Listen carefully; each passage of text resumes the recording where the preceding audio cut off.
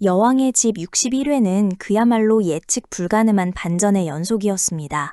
숨겨진 진실들이 하나둘씩 수면 위로 떠오르며 인물들의 관계는 더욱 복잡하게 얽히고 설켰고 시청자들은 한시도 눈을 뗄 수 없었습니다.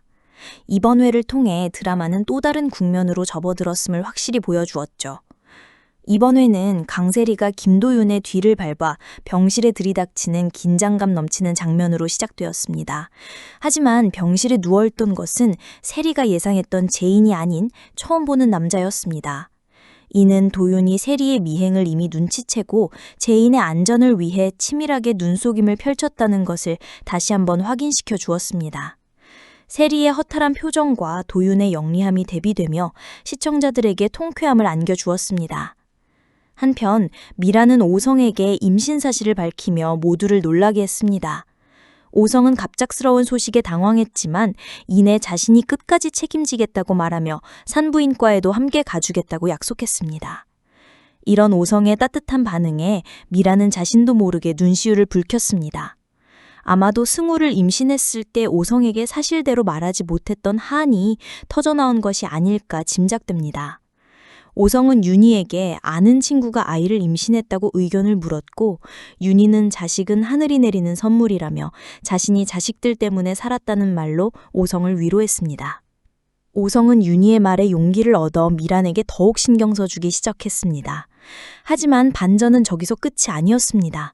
오성과 미란이 함께 찾은 산부인과에서 미란은 임신이 아닌 완경 진단을 받게 됩니다. 이 충격적인 결과는 미란의 기대감을 산산조각 내며 앞으로 그녀의 행보에 어떤 영향을 미칠지 주목됩니다.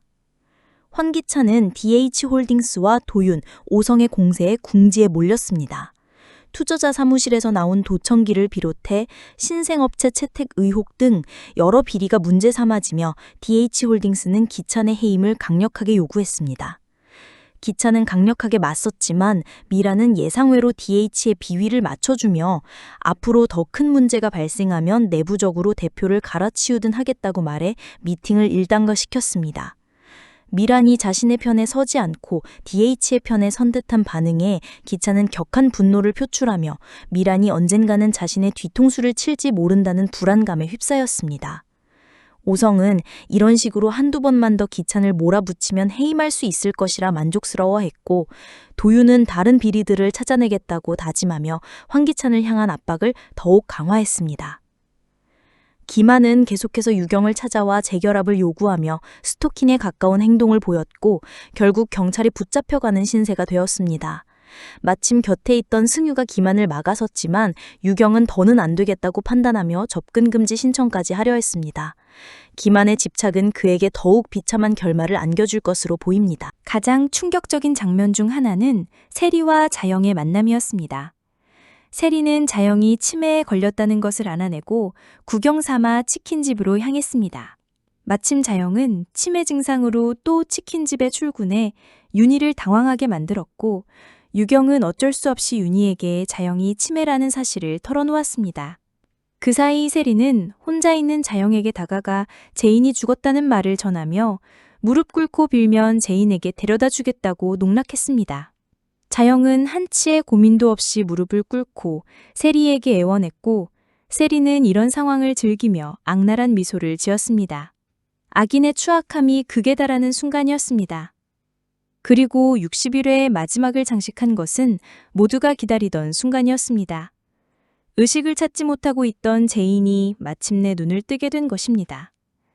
그녀의 부활은 앞으로 펼쳐질 복수극의 서막을 알리며 시청자들을 흥분시켰습니다. 62회 예고는 또 한 번의 충격적인 반전을 예고하며 시청자들의 기대를 최고조로 끌어올렸습니다. 깨어난 제인이 모든 기억을 잃었다는 소식은 모두를 당황하게 만들었습니다. 제인은 심지어 남편이 보고 싶다며 황기찬에게 연락까지 합니다. 이 소식에 황기찬은 모든 기억을 잃고 자신만을 보는 제인에게 마음이 약해지는 모습을 보이며 결국 제인을 집으로 데려오겠다는 말까지 꺼냅니다. 이에 세리는 아연실색하며 극도로 불안해합니다. 과연 이것이 제인의 기막힌 연극인 것일까요? 저는 그렇게 생각합니다. 제인은 황기찬과 세리를 완전히 속여넘기기 위한 고도의 전략으로 기억상실을 연기하고 있는 것입니다. 자신의 죽음으로 그들을 방심하게 만들었다면 이제 기억을 잃은 제인으로 황기찬의 가장 약한 부분을 파고들 것입니다. 황기찬은 제인을 집에 들이면서도 혹시 모를 상황을 대비해 그녀를 감시하고 주변을 경계할 것입니다. 하지만 제인은 그 틈을 이용해 황기찬의 비리를 파헤치고 결정적인 증거들을 찾아낼 것입니다. 세리는 제인의 귀환에 극도의 불안감을 느끼며 그녀를 견제하고 제거하려 할 것입니다. 이 과정에서 세리의 악행이 드러나거나 황기찬과의 갈등이 심화될 수 있습니다. 어쩌면 세리가 제인과 황기찬을 동시에 처리하려는 음모를 꾸밀지도 모릅니다. 한편 김도윤은 제인의 계획을 미리 알고 그녀의 뒤에서 모든 것을 조율할 것입니다. 그는 제인이 기억을 잃었다는 소문을 뻗들여 황기찬과 세리의 경계를 풀게 하고 제인이 집으로 들어가는 것을 통해 황기찬의 비밀을 캐낼 수 있는 기회를 만들 것입니다. 오성은 미란의 완경 소식에 안도하면서도 승호의 출생 비밀에 대한 의심을 거두지 않을 것입니다. 그는 점차 승호에게 친아버지로서의 감정을 느끼며 미란의 과거를 더 깊이 파헤치려 할 수도 있습니다. 윤희는 자영의 치매와 황기찬의 연관성을 의심하며 딸 도희의 죽음에 대한 진실을 끈질기게 추적할 것입니다. 자영의 혼란스러운 기억 속에서 결정적인 단서가 튀어나올 가능성도 배제할 수 없습니다. 제인의 기억상실 연극은 황기찬의 성에 직접 침투하여 그의 심장을 겨누는 가장 위험하면서도 효과적인 복수 방법이 될 것입니다. 궁지에 몰린 황기찬과 불안해하는 세리의 처절한 발악은 드라마의 긴장감을 더욱 높일 것이며 제인이 기억을 되찾는 혹은 되찾은 척하는 순간의 카타르시스는 상상을 초월할 것입니다. 여왕의 집은 이제 기억상실이라는 강력한 카드를 꺼내들며 예측 불가능한 복수극의 새로운 장을 열었습니다.